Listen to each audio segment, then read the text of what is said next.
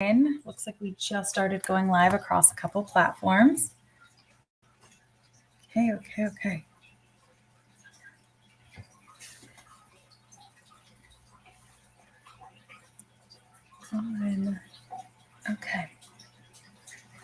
Okay, so I've really been diving down the hole with set work this week. So with acting animals and, oh, hi. I don't think I can see comments. So MK, can you Slack me or I'll put that off to the side? Or if you can comment something, just an example, that would be great.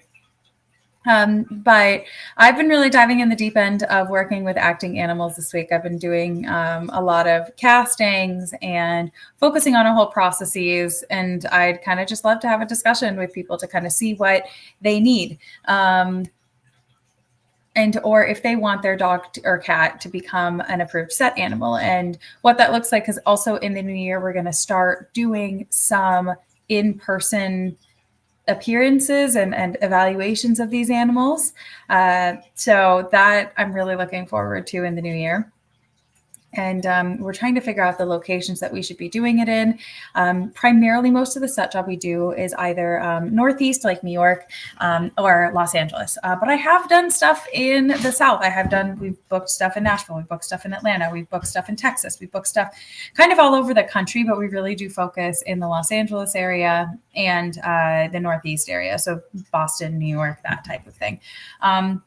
And that's primarily where our trainers are or our vendors. So usually if you want your animal to get into an industry like this, you would have to work with someone else that's already approved to do it. You can't just take your dog or cat and walk onto a set and do stuff.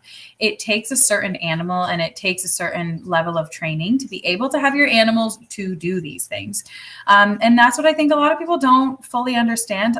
There's a lot of noises. There's a lot of repetition. There's a lot of really odd things that you're asking your animal to do.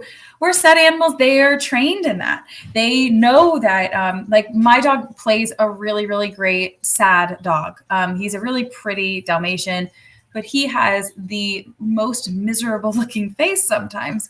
And he knows the command head down, and then he kind of does this, oh, I'm so sad face. So he's actually played in a lot of movies, playing like indie movies, playing a depressed pet, a pretty pet that's depressed. So like he kind of fits that category really well. That's him right there.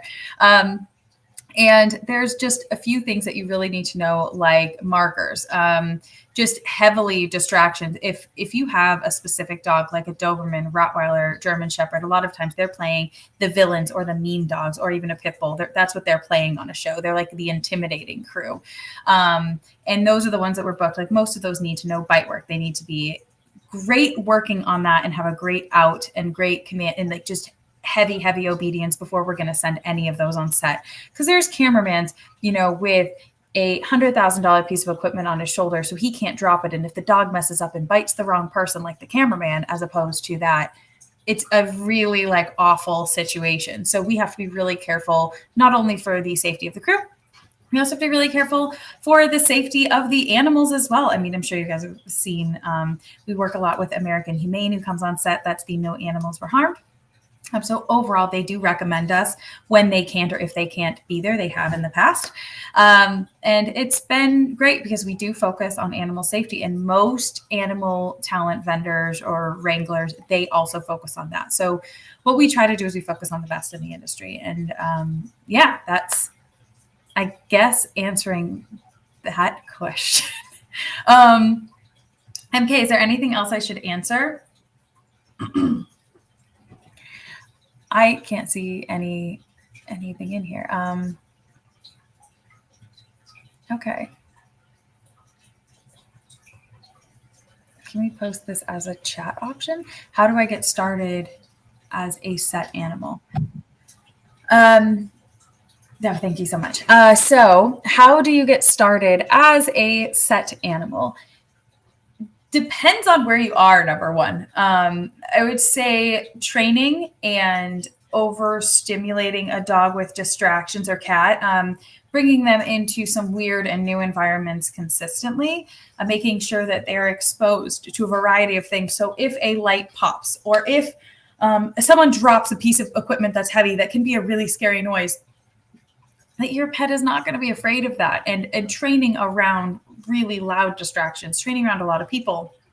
So they're overly exposed and really well-trained animals to be on set. I think before you can even get there, you have to have a great, solid animal. And it's not just the training that needs to go into it, the personality of the animal. If you have a scared animal, if you have an animal, it's like everyone knows, like if you have multiple cats, that there's one cat who wants to be everyone's friend, who's super confident, who will do anything for you. And then you have the one that wants to hide under the bed. I'm never going to hire the one that hides under the bed.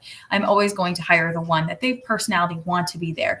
And then I can find the look of the cat or train an ability on a cat, like run away and look scared of a cat that looks like that, but it's very confident and just running to a mark. And then we're not going to lose that animal. So I would first of all say you want to start with having the right tempered animal and having the right training on that animal, and overwhelmingly distractions, other animals, exposing them to new environments. That's super, super important, especially for a set animal, and working at a distance. And then you'd want to have a what we call like a vendor or an agent to represent your animal, and they need to have a professional handler.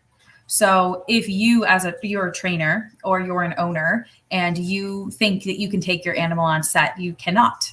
Sometimes you have to have a union member there. You have to have someone that is part of this union, and you can't just get in. That doesn't happen. You have to basically be invited, and you have to have extra hours so you can work with someone who does that. But you have to work with a company like ours, and there really aren't that many out there. We all work together a lot. But you have to get involved with one of those companies, or it's like hey, my friend's shooting a commercial and you come do this. That's one that you're not going to need a union handler or whatnot. But overall, you do have to do that. And we have some really fun stuff coming up next year to expand that to pets. So, because that's like overwhelmingly the request that we get lately. What kind of set work does Pets on Key do? We've done many music videos with some A-list celebrities down to indie artists and all of that. Like I love doing music videos. It's usually like 1 to 2 day shoot and you're done. We've done some big TV shows. If you haven't watched Pet Stars on Netflix, that's ours. But we've also had animals on many other TV shows, a bunch of Amazon Prime shows, a bunch of HBO, all that fun stuff.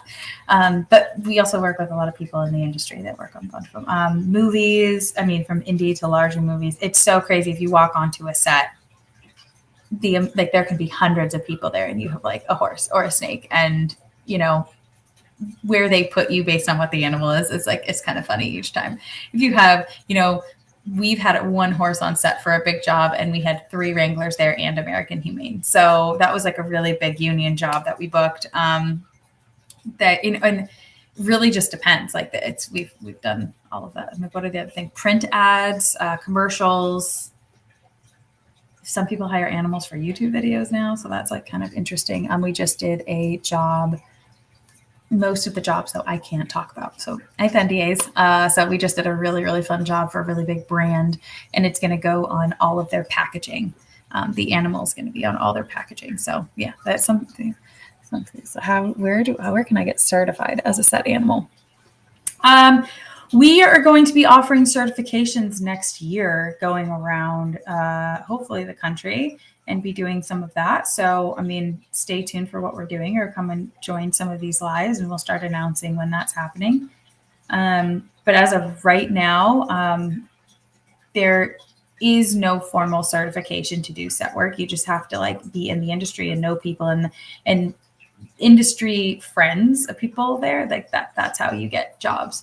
A lot of times you'll see the same animals working over and over again, or if someone's looking for a very specific dog, like an Afghan, there's really only a few people that have really well behaved Afghans out there, and they tend to be kind of the same people. Can any type of animal work on set? Yeah. Temperament approved. Yeah. We typically don't allow exotics on set. I just think that they belong in the wild personally. So we work with a lot of domestic animals, excluding birds and I guess, rodents and reptiles and stuff, because that they're like legal as pets here. But yeah, I would say temperament approved. There are some animals that like it and some that don't.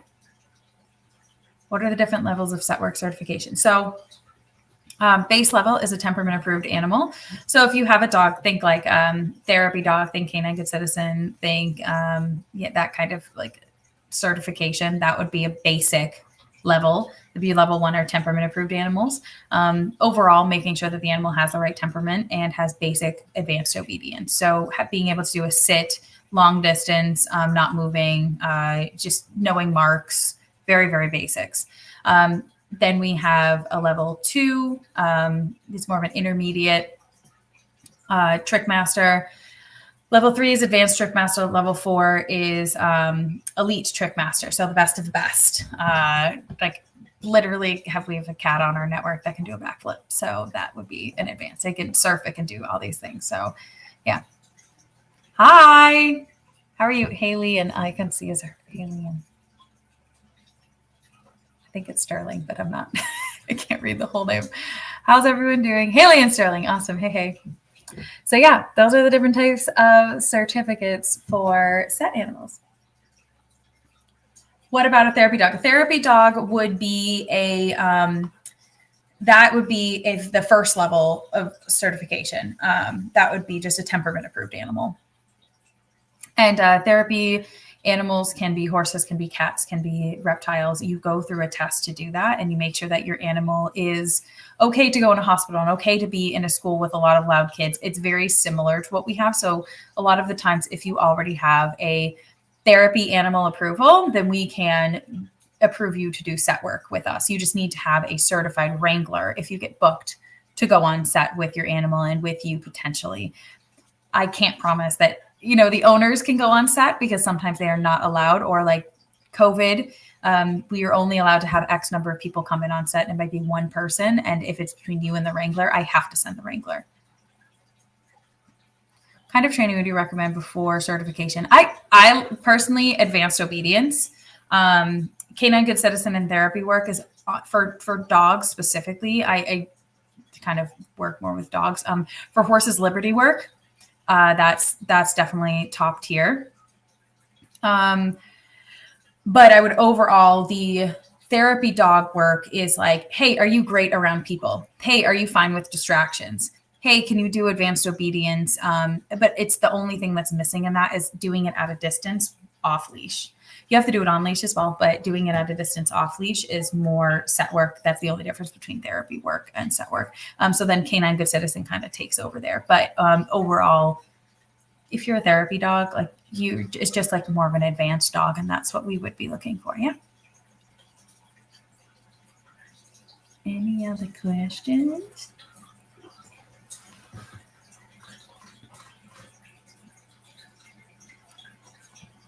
I mean, like dog training and horse training and cat training and all of that is so different. What is your favorite set job? I can't talk about it. I had an NDA on that. I can't talk about it. It was like the coolest thing ever. There's a reason why I can't talk about it, because it's like you're not supposed to know that animal is not that animal. And like we were like the body doubles type thing. Yeah, but it was with a really major A-list celebrity that I'm a huge fan of, and they're really nice. And yeah, I should say like Pet Stars would be my favorite, because we did a TV show with Netflix about what we do. And that's like, I love Pet Stars. It was like the time of my life, and working with my best friend, it was awesome. How do you know if your dog is well trained enough? If you can bring your dog in the middle of Home Depot and put it in a sit, drop the leash, and walk 20 yards away and have him do 5 commands back to back, like a sit down, stand, and change it up that they don't know what's coming next, and your dog does it at a distance and does not move, then they're ready to do set work. Yeah. And if strangers walk by, say things, try to get your dog to move and it doesn't move, that's a trained set job dog. Yeah. Same thing could be applied to like marshals or whatnot, but like, yeah, you need to be about. If you have a cat that you can bring, this is usually always when people have a cat and we're kind of doing temperament testing. And I always tell people at first, if you can take your cat into a Petco, PetSmart, there are dogs around, there are other people around, and you just have a leash on that cat and put it in, not in a carrier, outside of a carrier. And if you can have your cat out or walking around and the cat's chill, and the cat, that's like a great tempered cat, right? You have to build up their confidence in that. So if you can get a cat to that point, that's awesome. And then number 2 would be working on marks. Working on, a mark would basically be from point A to point B, and the cat walks back and forth. And then to another mark, and like go to a mark and sit, go to mark and stand, go to mark and like paw at something. Just like kind of the basic natural things that cats do. So a cat goes there and can sit down. A cat licking its paw, a cat pawing at something. Usually people wouldn't expect like a set job. You have an actor that the cat doesn't know sitting on a chair, and the cat has to go and sit on that actor's lap. How are you training a cat to do that? Basically make the lap a mark.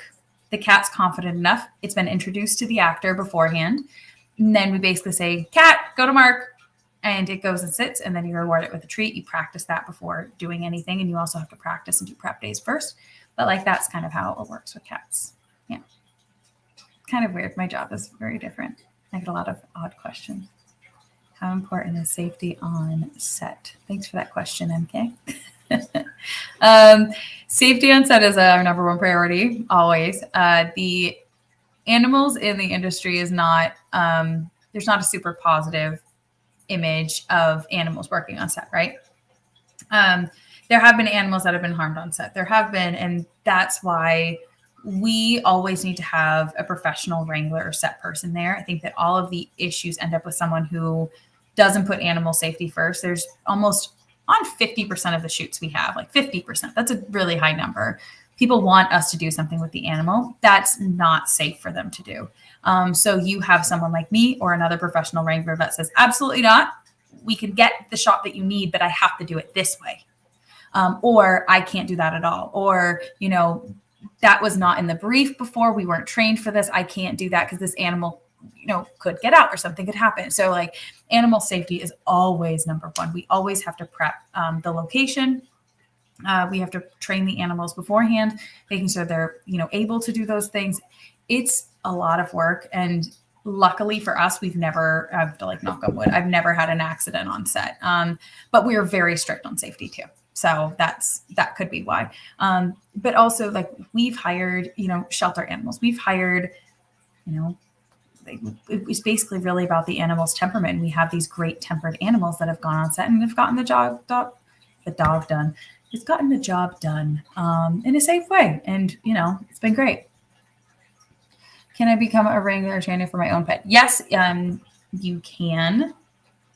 Say it's not an easy thing to do because your pet needs to be booked on something and you need to go with like a senior wrangler. So you kind of come in as a junior and then you have to get trained on and like just understand the nuances of set. And once another wrangler that's there is like, okay, she gets it or he gets it, we can move them on to the next level and have them become a approved wrangler, and then they can bring on more pets. So like that's great for a professional, trainer already. We do not have a wrangler or trainer evaluation at this point with my company, but it's definitely been something that we've been discussing based on, the amount of jobs we have and that we need. Like we really need more wranglers around the country. We don't have enough right now, and we can't handle the amount of jobs. So it's a good problem to have, right? Yeah. So I'll do a few more minutes and maybe one more question. What about traveling to jobs? I don't fully understand that question. So you mean if we have a trainer that traveled, they can travel a few hours to 10 hours to do a job, but they get paid to travel too. So, I have had to travel to jobs, I've had to fly to jobs. And that's just part of the payment that production pays for. And we built that into pricing. So it really just depends. Yeah. Okay.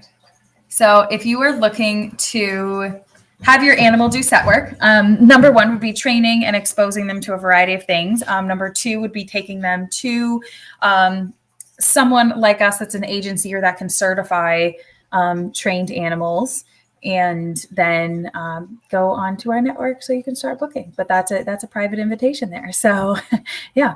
How did I train Charlie? So Charlie is, for reference, if you don't know, Charlie is my dog. Charlie is totally deaf and super hyperactive. Charlie, I trained with a variety of training styles, but overall, he's deaf, so I train him using my version. I took like ASL and kind of changed it a little bit because some of like sit and speak or like they're all very similar. So I have to do stop, sit, and speak sideways. So, but Charlie has like 50 ASL signs. For me, it's about it. Him being deaf and working on set is awesome because I don't have to worry about popping noise. I don't have to worry about loud noises and whatnot. But I can do a command for him, like speak from, 20, 30 plus yards away. He sees that in a position and he'll bark and I don't have to say anything. So the producer doesn't need to cut out me giving him a cue. That's why our company's Pets on Cue. He like saying something, my cue is nonverbal. So I can tell him like head down and then growl. Like this is a dog that I trust. Like I have a 1-year-old, right? I can have my 1-year-old right in his face and tell my dog to growl. And it's not a mean growl, but it looks like it. It looks mean, but he's trained to do it. So it's great. He knows, he's completely deaf. And he has a loud bark, a small bark, and he has a growl. So yeah, it's a system.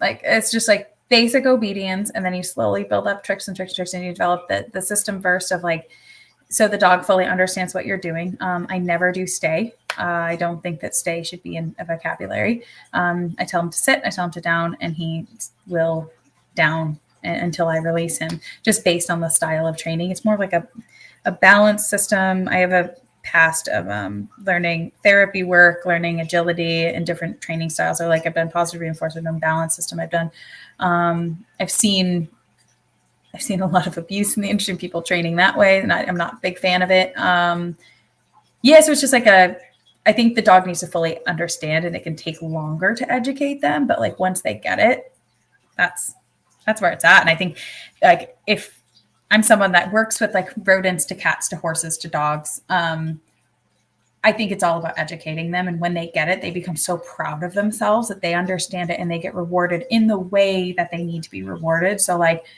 my dog, he can get rewarded by food and attention and excitement from me and like jazz hands and whatnot. Where it's like a cat, they might not do it for a treat. They might do it because they like their person. They might do it for like their own personal time. They might be a cat that like he really only cares about his food. So I would basically do one small trick every day to get his food until they fully get the system. Once they get the system, then I basically, for a cat, I make sure that if this doesn't make sense, please tell me. I make sure that they think they're tricking me into giving them food. So based on something I'm saying to them. So like I try to make them think they're outsmarting me, and then they get really proud of that. Does that make sense? Like, so I like to make sure that like the cats think like, oh my God, I'm going to outsmart this person and make sure that they give me food like now. And this is how I do it. Like that, like how they would be telling their cat friends in my head. So I kind of just use it, train with like, you have to know their body languages. You have to know all of that. You have to know their behavior to be able to get them to do it. And like I said, I would say only 10% of cats are cut out for it. So it takes a lot to get the right kind of cat, first of all. And then training that cat out of that, like 10%, there's only a small percent that can go through that kind of training. And yeah, dogs, I feel like it's a higher number, but there are a lot of dogs that aren't cut out for it. And there's a lot of dogs that absolutely love to do it. So that's why I think we don't have accidents. And that's why I think the system and the methodology that we have has just worked. So yeah, I just went on a really long tangent on training Charlie to like cats. Sorry, guys.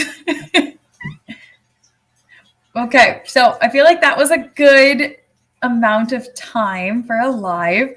I have to get going and get back to doing some more set jobs. So if anyone has any more questions, feel free to email me or message me on LinkedIn, Instagram, Facebook,